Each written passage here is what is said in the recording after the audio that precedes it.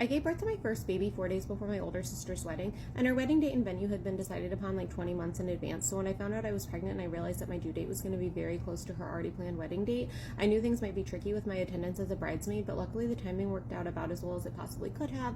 I had a mostly uneventful childbirth and I was feeling pretty good, which is why 4 days postpartum I was traipsing around a golf course in high heels and a dress taking wedding party photos. So I was feeling pretty good for 4 days postpartum, but I do not recommend that much walking if you've literally just given birth and you have stitches like I did, because I was struggling, but I made it through. So I returned to inside the venue to retrieve my baby who's being held by my mother.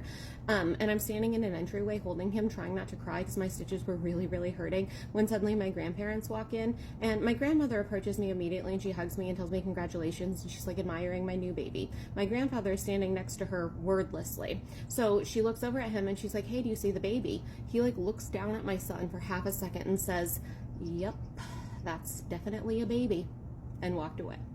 And that was the extent of his acknowledgement of my son.